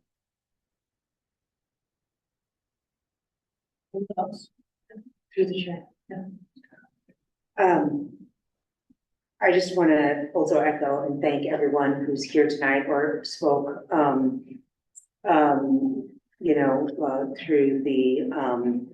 through the Zoom feed. I also really want to acknowledge the, this moment where the losses seem many and profound and the needs, seem to be, insurmountable to meet the moment. So we do hear that. And I think just by everyone that spoke tonight, we also heard the diversity of the needs. Because each of the projects that we've undertaken, and I was not part of I have been on the board for 3.5 years. So I can't speak to the earlier years, but what I do know is that from the time that I've been on the board, every month and in every issue that we've considered and in every agenda that has been put out to the public and in every open public meeting, we have thought about how to best honor a tragedy that occurred in Crestmore. And, not just through the 2 listening projects, because I also heard, well, is that outdated? But really, I was quickly looking back at some of our past agendas, and it's been over the past 2 years that we've sort of talked about, okay, the RAC is approaching the time of completion. The money, we would all want it to exist in perpetuity, but it does not. And operating expenses can sometimes weaken the impact of what we are able to grant as years progress, right? So, if you've got an institution that's spending 90% on overhead and 10% goes, we've all heard about various sort of programs where, mismanagement creates that kind of a imbalance. And that is not this, if you think about 22 million in addition to what was granted, absent, based on a decision through community listening, that was that the foundation was not going to exist in perpetuity. So I just want to also, say in looking at those agendas from more than a year ago, not only the smaller committee, but the larger board considered so much input from sources, although it feels, like this is happening now and all of a sudden. For example, the city did a gigantic shouldn't say gigantic, the city had the 2023 a study that looked deeply into all of the areas where the community wanted improvements, and safety and infrastructure, the things that we're talking about with the fire station were right there at the top of the needs. And the RAC is a testament to the fact that unfortunately the city funding cannot meet the needs, all the infrastructure needs. And yes, there's a piece of a legacy being everything that I think the foundation has done is meant to have an impact on a person's legacy or at a person's story. But I also the idea too is remembering the space, the root, the immediacy of where this tragedy occurred. And there is I think a symbolic meaningfulness to that when we consider meeting a tragedy when and where it was impacted. So Thank the chair. So I've had a very short stint on the board. I think it's only been about a year. I think it's only been about a year and a half, so I wasn't here during the initial listening. But like Supriya said, I saw the thoughtfulness in how we consider all the grants since I've been here, where we looked at how can we really honor the legacy of where the money came from. But at the same time, it was clear we were talking about, we want to maximize the impact of the dollars and not just to try to extend it, where our operating budget, like states that if we keep going, we're gonna be closer to 50-50, then we would be spending the money towards the actual impact. So I think that's where my head is when I'm looking at this. I would love to see us being able to perhaps reserve some and to do that endowment of a scholarship where we could have a scholarship that's managed through a bigger organization that has an economy of scale for managing that, so that we could still have a scholarship legacy. Because having been to those scholarship presentations for the last couple of years, I do see, and in fact, a couple of the speakers were students that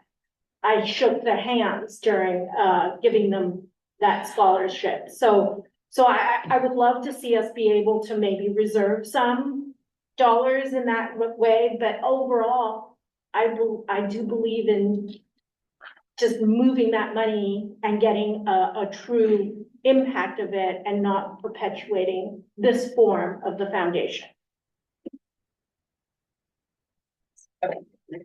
Hello, everyone. I guess I'm the newest member of the board. This is my second official meeting. And I think I, like everyone here, joined to represent our community. Lived here for 10 years and my kids go to school here and I've worked in town. So to represent all of us and then to maximize the impact of the remaining funds. So I've read the listening campaign reports extensively, and the program strategy framework that the board then adopted based on those, which took into account the listening campaign results as well as other factors, kind of listed out those top priorities. I wanted to also, make 3 acknowledgements, like other folks have said. Thank you so much to all the speakers who came today. It's very, very helpful to hear directly from people impacted and folks in person and on the Zoom, and acknowledge the investment committee, because we're in a really fortunate position of having over 20 million more dollars to allocate, even after completing the top requested community project of the RAC, and 10 years of community grants and scholarships. I did 4 years of community grants reviews, and those organizations are all phenomenal. And then the ad hoc committee for all the research you did and information gathering with the city council, and for the thorough recommendations that you presented to us and the community.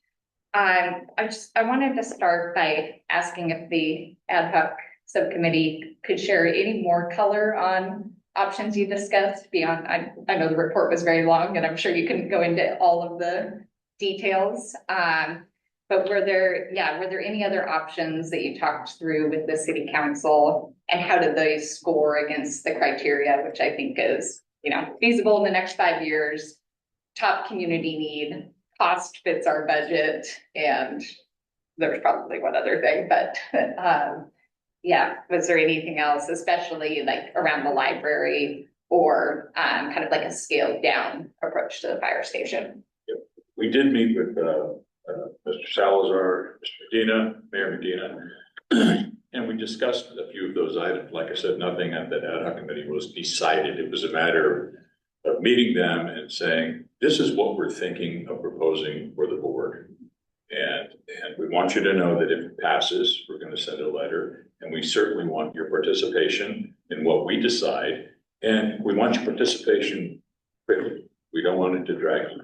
And we talked about the potential of the Measure Q funds being maybe on top of what we could put into a new fire station with the leftover money, some of the leftover money from the foundation, so that the Measure Q money wouldn't spend $20 or $25 million on the fire station. If they only had to spend $5, you could use the rest of it for what Measure Q was really about, which was infrastructure, storm drains, and some improvements in the fire situation there. We also told them, we talked among ourselves as a subcommittee about potential libraries down the road, with the potential fire station at the site up there, which the city does not own, but they do own the existing land where the fire station is now. So that's worth something. There was no place for a library.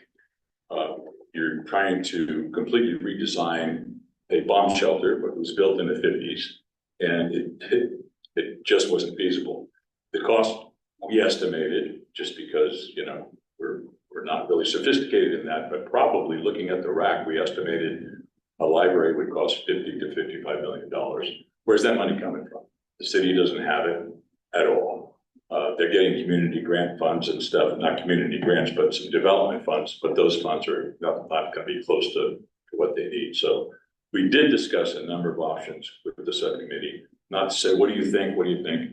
We told them, these are our ideas. This is what we're going to present to our full board. And we want you to know that. And when we decide, we're going to reach out to you. Hopefully you're on board with us, and we want to get it done sooner than later, so that we're not dragging this process out, because we have the money and Measure Q has the money. If they want to use that to subsidize, or if they wanted to use some development funds to subsidize, we thought it would be a good, very cost-effective and timely project, because I spoke at that fire station a number of times right after the explosion, and it was bad then, and it's bad now.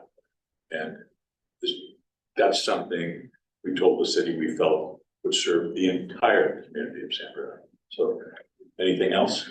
Can I just add a little bit to that, Jim?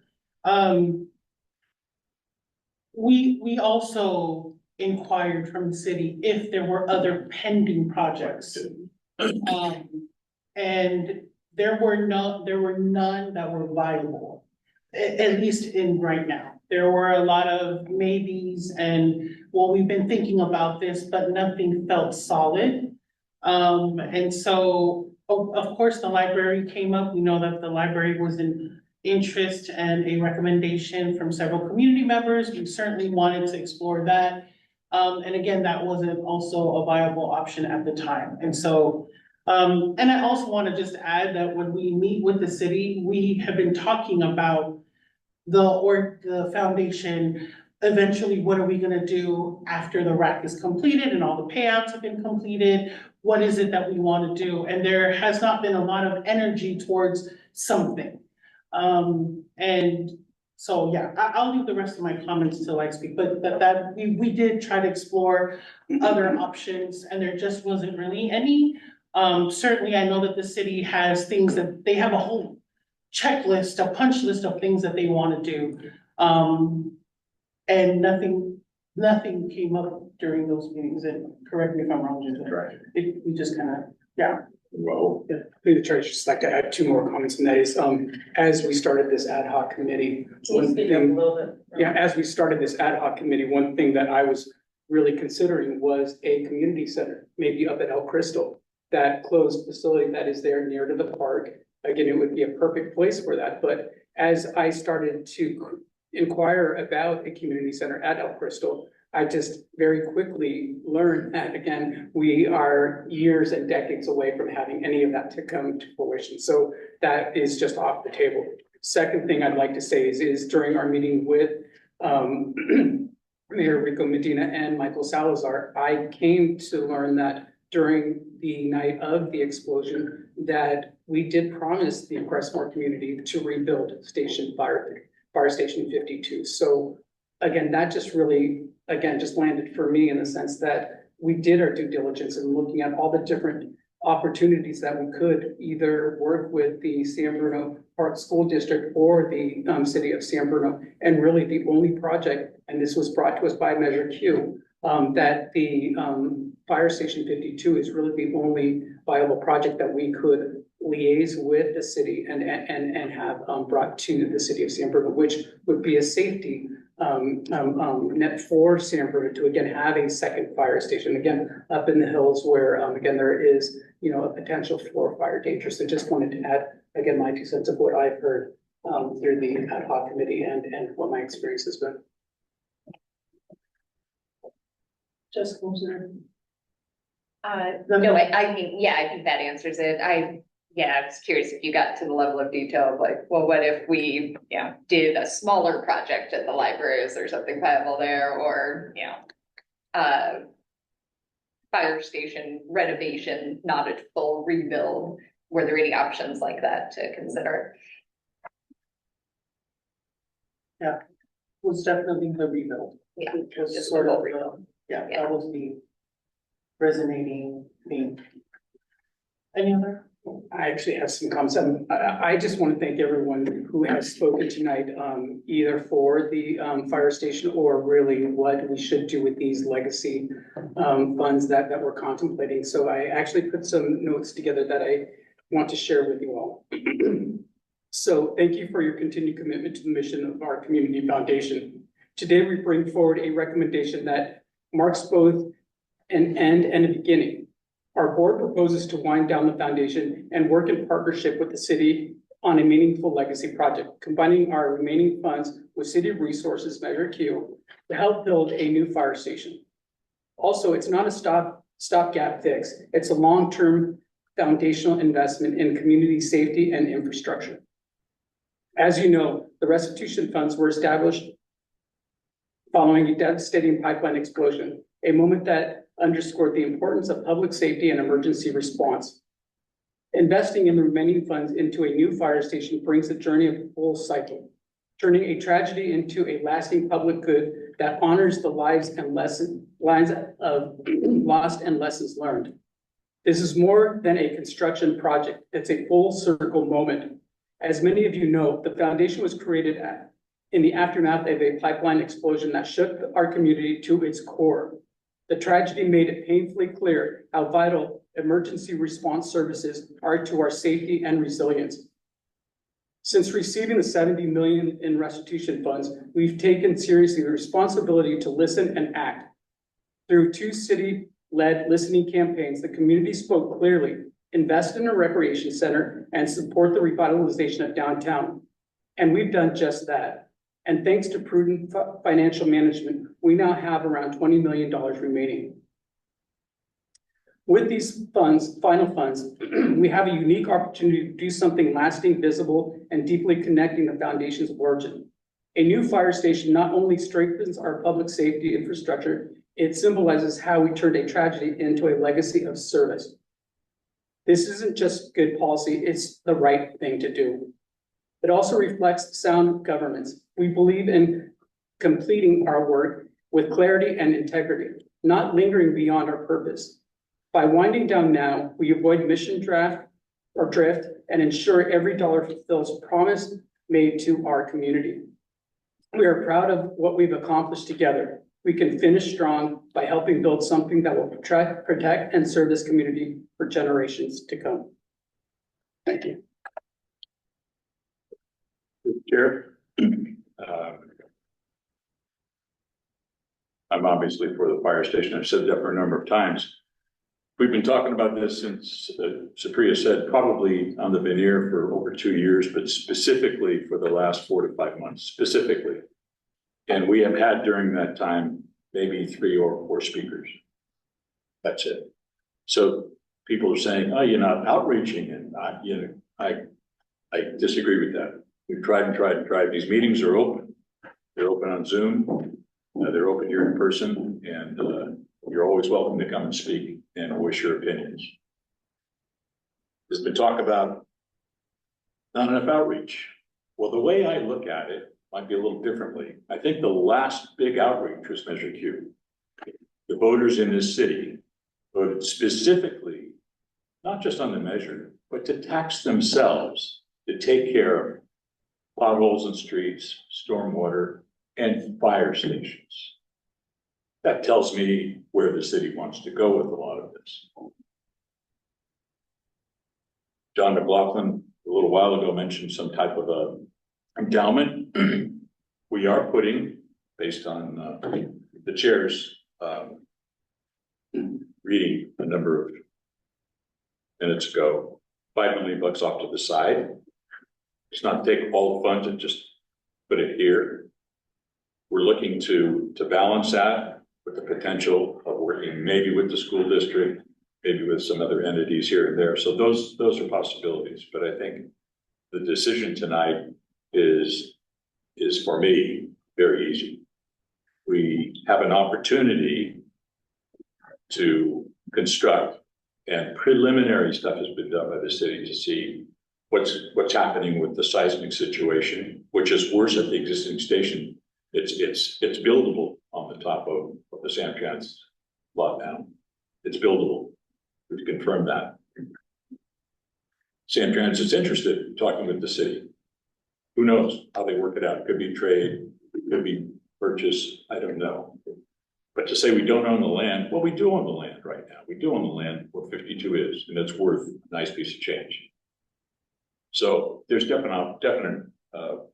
options there. And for me, it's simple. This is something that we can accomplish. It's something, if the city goes along with it, we can accomplish in a quick manner. We can get it done. And it is, in fact, a legacy project, brings us full circle to this whole neighborhood. But it's not just Crestmore. The new fire station serves every resident of this city. Not to say that community grants don't, or scholarships don't. They have their place, definitely. But I think this, for me, is an easy one. It's an easy one. I'm definitely for winding down the foundation over the next number of years. It's not going to be overnight, but there's a way we can work with another entity and work this out so everybody benefits. Everybody benefits. I think it's worthwhile. So thank you. Any other comments? I will say a few comments and I'll reopen it for discussion. One thing is I want to acknowledge what I've heard this evening. I've heard that there is a desire for us to continue to listen to the community and host another listening session.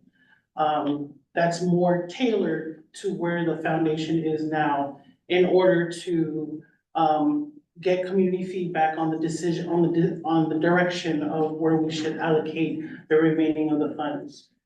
I've also heard the desire to continue our programs, the scholarship program and the community grants, because they've been so beneficial to community members and young people and adults who are continuing their educational and academic path for their life.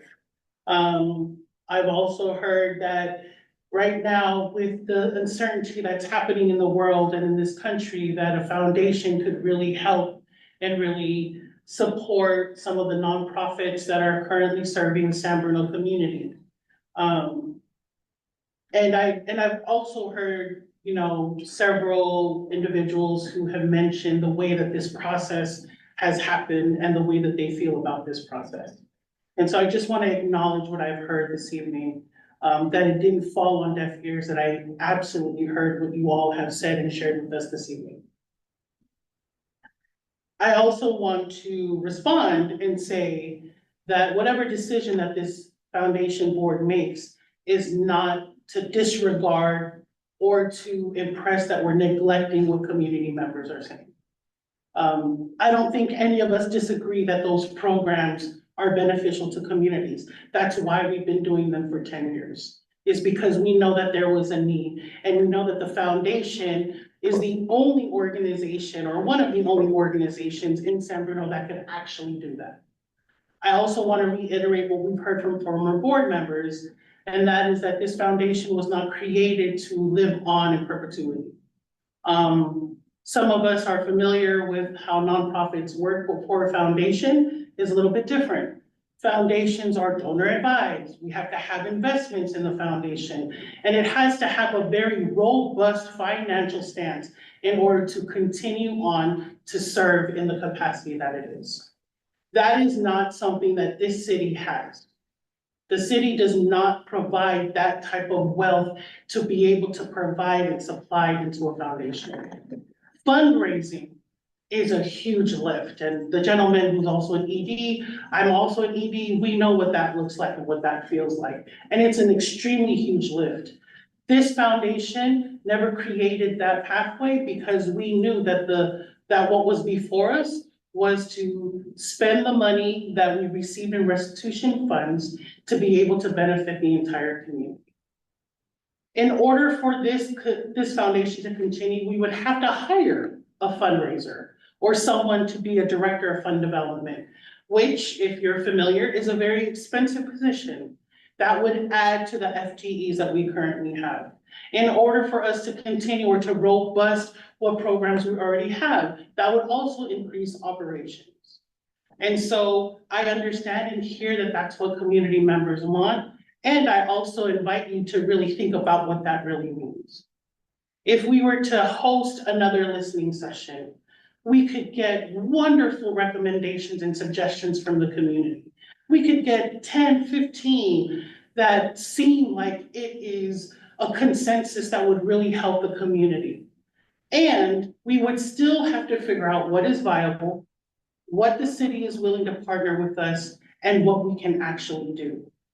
I'm all about getting community input. I just wonder what would that really look like if we were to get 5 top needs of the San Bruno city residents and not be able to actually do any of them. Because that's the reality of a listening session, is we hope we can do what the community wants, and then we still have to make a decision about what we can actually do. And then it has to be mission aligned to make sure that it impacts the entire community and that it has deep and lasting impact. So that's something that we also are struggling to make sure that we also do as part of this. The other thing is that I know that there are a lot of suggestions and recommendations for us to continue for a legacy project. And I want to just reiterate that I don't think any of us on this board feels that the scholarships and the recipients of our community grants are not part of the legacy of San Bruno. I think we all really understand that and we believe that as well. But if we want to do something that's going to continue to serve San Bruno past us, past me, forget that, past me, I would want something that's going to continue to serve always and forever as far as we can. This fire station was built in the 50s. Again, mentioning that it wasn't created with women in thought to be able to actually do their job in a space that was created for men only. And we still haven't done anything about it, and it's 2025. My concern is if we don't support the investment into a fire station that is going to be able to serve the community in the long term, how great is it going to be if we don't? How is that going to impact the rest of the community? I also want to say that the decision tonight is really just to say we want to partner with the city. The city at the end of the day can say, yeah, we don't want to do that. We don't want to do a fire station. Then it's back to the drawing board for us. But what we're trying to decide tonight is the commitment that if we do want to pursue a fire station, one, we send this letter to the city and the city has to say they will have to deliberate if this is even something that they want to partner with us on. Clearly there's a need. We know that there's a need because the city and the residents of this city said that there's a need. Then we want to be a part of that. We want to be a part of the gentlemen and the women who went into the fire in 2010 and saved as many lives as they could. And that doesn't go far from me. The mission of this entire foundation is to honor the individuals that were impacted that day. And that wasn't of the fault of the city or this foundation, it was the fault of PG&E. And so what we're trying to do is do the best we can. And why not honor the individuals who risked their life to save the people that they did and to save as much of the community as they did. They have been neglected. They have not been given the proper environment to do their job to the best of their ability, and yet they still every day will take your call. These are not just firemen anymore, they are now paramedics, so they have life-saving to the second power to be able to serve the city of San Bernardino. And so, I mean, I think you all know where I'm going with this, but that my support is to continue to engage, is to state that this foundation is ready to engage in a partnership with the city to ensure that there is a fire station that is going to be able to serve the entire community, but housed in the Crestmore community where the fire happened. And so I say that with a lot of respect for all of the individuals that are in this room and on the Zoom, and those who are not here to advocate for themselves. Are there any other topics anybody wants to discuss or explore in terms of what we've heard this evening, what's in the staff report? I know I said a lot. I read 8 pages long, but that is really us just wanting to be as transparent as Black and white can be about the process and how we landed on this decision to move forward with the city. There was one other thing brought up that I thought maybe we could have a discussion on, which is, the idea of dissolving the community foundation in its current form, and maybe, share more with the community about why we're making that recommendation. I think looking back at the past budgets, it costs upwards of $500,000 a year to run as this type of foundation that has all of the requirements of being an arm of the city council. Could be more than that, but somewhere in that ballpark. And I wanted to say that that doesn't mean that there can't be an organization like the San Bruno Community Foundation founded as a true nonprofit. I think that that would be a hugely valuable thing for our community. But my understanding, and you all can add more color here since you've been doing it much longer, is that that would require starting as a new nonprofit. Hopefully you could retain some of the branding and all the things that that make it great, and then apply for some of those remaining grant funds that the community foundation still has, to kind of seed that, maybe endow scholarships or decide what the programming would be from there. So it's maybe not a forever goodbye if there were people who wanted to volunteer and could do that at a lower cost than how the foundation needs to be run today. Yeah, I think that's essentially what the methodology is behind where we're headed, is that we would wind down programs which would impact operations and run at a much lower rate than what it is. And clearly our portfolio is really small. We don't have a large portfolio. We have scholarships, we have community grants, and then we have special grants that are off cycle that sometimes come and requested to the foundation that we consider, and we do research and we move forward with if that's the decision. And so without those other elements of our portfolio, then we would essentially shave down what that would look like. And depending on the project, if the legacy project moves forward with 52, then we would have to continue to decrease operations. I don't know that until the project is over, I think we would still say stay in the foundation to make sure that we make that final payment. But after that, I think that would be another discussion, which we mentioned this evening, that if there's other strategic projects that we could also fund while partnering with the city, that we would be open to those projects and whatever they might be. I don't know, Leslie, did you want to add anything else to what the new formation could look like? No, I mean, I think it's something that this board could start to discuss now, but also a future board when you get to that point, could continue to discuss what the future could look like. I think my follow-up comment to that is really, if there is a group of people that want to see a real or a separate, truly independent community foundation, they need to do that research and provide that input to this board so that it becomes a request Yeah. for those, whatever leftover strategic funds Mhm. might be available, because at the end of the day, it's really, it's the money that will seed that, but it's not it won't be us to start that, I think. It will be some group that wants to have that, that future, and then they would partner with, or make that request to us to consider. Yeah.